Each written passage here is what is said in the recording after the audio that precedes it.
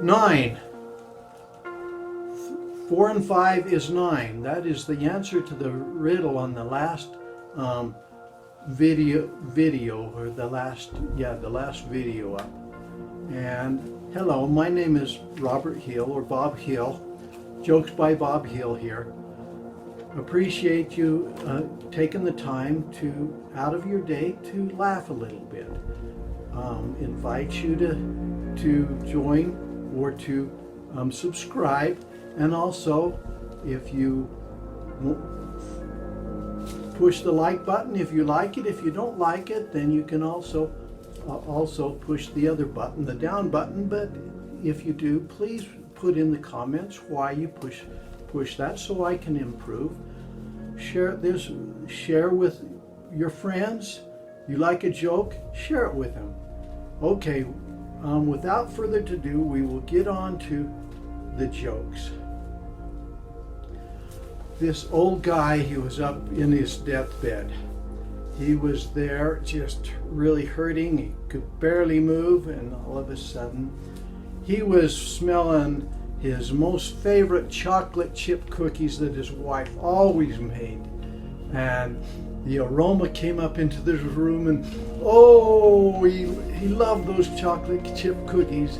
And he rolled out of bed onto the floor, and he crawled over to the top of the stairs. And he thought, man, how am I gonna get down these stairs? Then he remembered how when he saw his grandkids, and they would go down feet first on their belly, holding their arms like this, just boom. They'd go down faster than anyone when they were little like that. And he thought, oh, I can't walk down the stairs. I'm gonna try that. So he maneuvers around and slowly pushes him on the edge of the stairs, and off he goes. Boom, boom, boom, boom, boom. Oh, he said, oh, I wished I would have remembered to keep my head up. He's at the bottom just recovering. Oh, I'm hurting. Oh. After about 5 minutes, he gets enough strength and he crawls into the kitchen. And his wife, no one's there. She must have just changed the batch, because he can smell those cookies. He knows they're on the table. So he gets over it, he pulls himself up, and he gets on a chair, and he thought, oh, they smell so good. And he reaches over to grab a cookie, and whap! His wife hits him with a spatula. He said, well, what'd you do that for? And she says, those are for the funeral.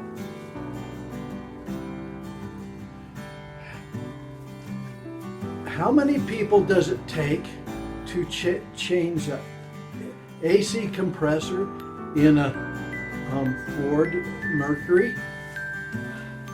3. I'll tell you why. Last week, a friend, his air conditioner broke down, and he called me over to help him out. So we're there, and when we're taking things apart, finally we got the air conditioner apart, and then manipulating it to get it between the radiator and the engine. Oh, I had to loosen some more stuff, and finally got it out. And we said, man, they sure made it look a lot easier in the video. Well, the next day the new compressor came in, and we maneuvered it in and got it in place and hooked everything up, and then I had to go for a meeting. So we've been on it hours, and after my meeting took about an hour and a half, and I came back, and he says, and his dad was there then, because he called his dad because that serpentine belt, he could not figure it out. And that just took an hour to figure that out. I asked him when he started, well, did you draw a map of it? And he says, no.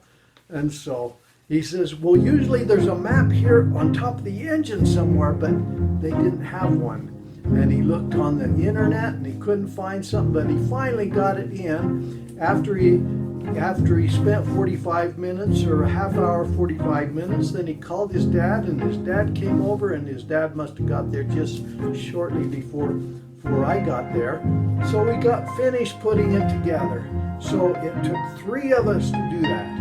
And so it takes 3 to change a Ford Mercury AC compressor. Maybe not if you're a mechanic, but it took us 3 of us. Homer Simpson told his boy one time, if you really want something bad enough in life, you work hard to get it. Now leave me alone. They're about to announce the lotto winner numbers. John and Sam, they were loggers, and they cut down trees, and John, he was accident prone.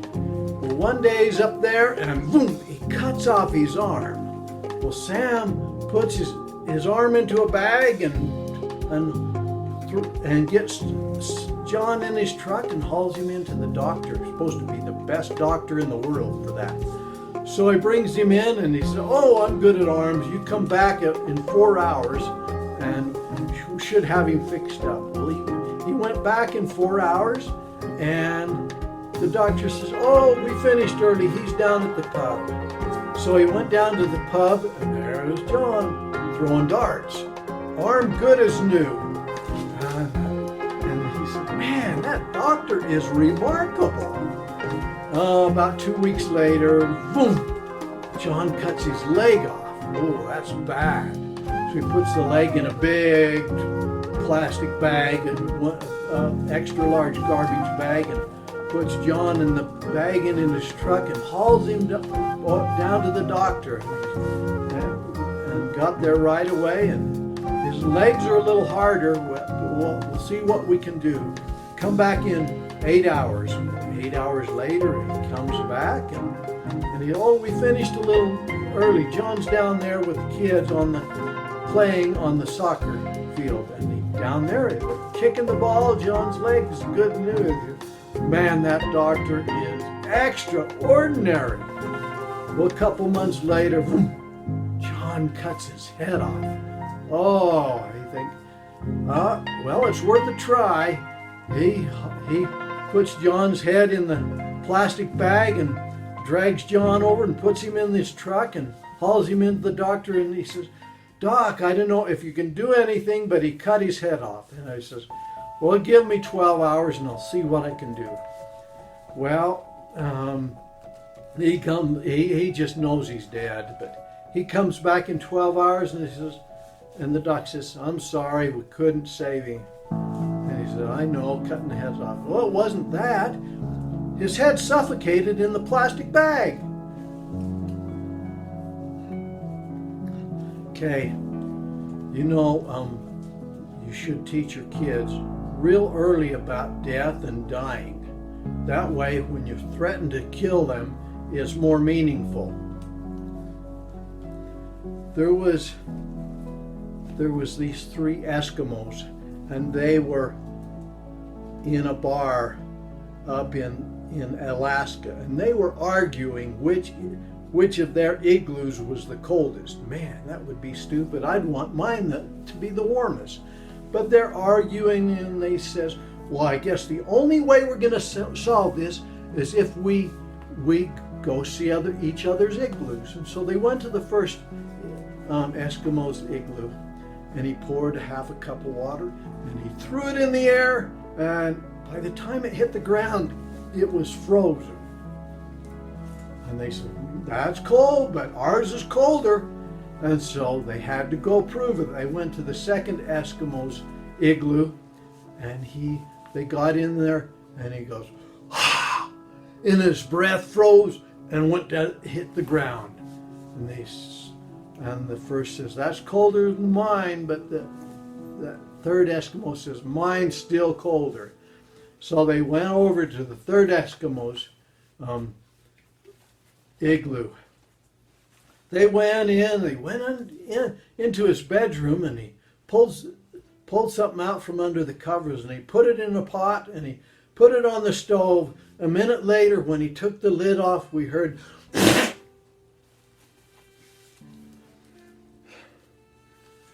okay. I have jokes that I used to tell in the coal mine, and And this is a coal mine joke. So I hope you appreciate it. There was these three people, and they went into job service to take an aptitude test for the jobs that they really wanted. And one of them wanted to be an architect, one of them wanted to be an engineer, and one wanted to be a coal miner. And just for various reasons, they wanted the different jobs. Well, they put them all in three separate rooms, and they gave them each 3 steel balls. And they says, you build something and we'll be back in 20 minutes to a half hour. So they came back and they went into the person that wanted to be the architect. And he'd taken the 3 steel balls, he put one next to the other, and then he put one on the top, and it was staying there. And he says, man, you're going to make a fine architect. The next person they went into wanted to be an engineer, and he'd stack these 3 steel balls on top of each other right there on the table, and they didn't know what was holding them, but they were standing there, and they said, man, you're going to make a fine engineer.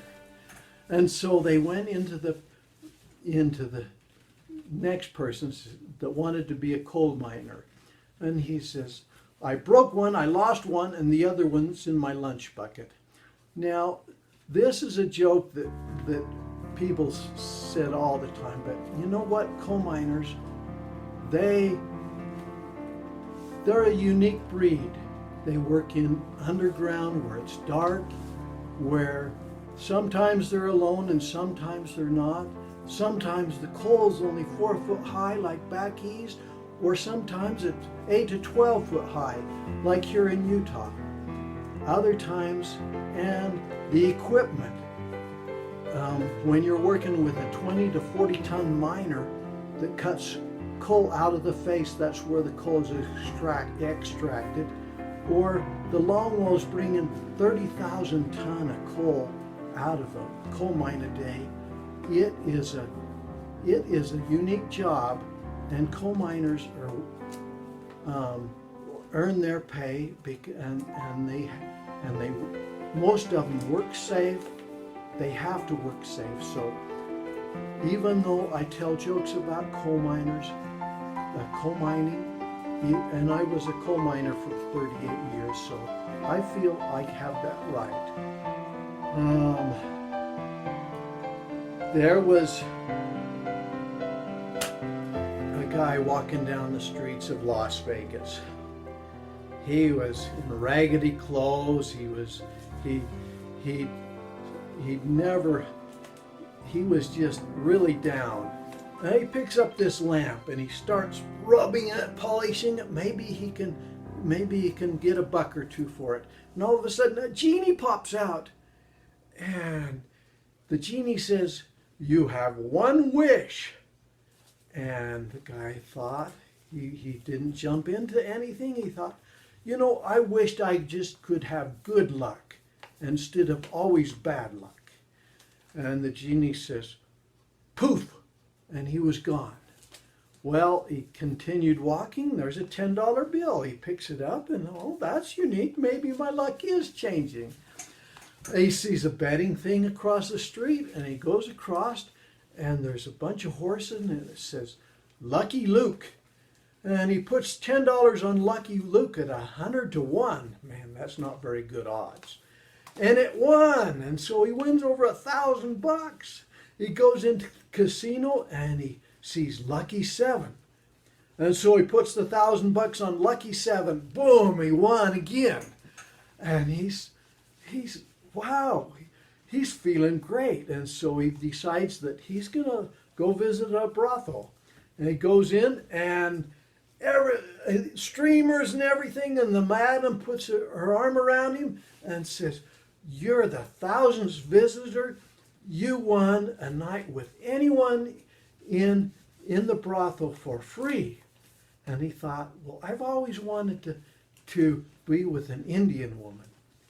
And so they took him down and showed him into this room, and this gorgeous Indian woman with the dot on her forehead and all the prettiest woman he'd ever seen. And so they did some horizontal dancing, and he thinks later, you know, I like everything about you except that dot on your forehead. And she says, well, I'm here to please. You can just take your fingernail and scratch it off. And so he does so, and he bursts out, starts laughing, uncontrollable. And she says, what did I do wrong? Is something wrong? He says, I just won a car. Okay, last thing is the riddle. And I'm going to have fun instead of trying to do everything, because everybody puts their own personality in the jokes, and that's what makes them fun. And so my riddle is, you'll have to answer it in the comments or wait for the next video. Here's the riddle. The more I dry, the wetter I get. What am I? I'll say it one more time. The more I dry, the wetter I get. What am I? I will see you in the next video, and you have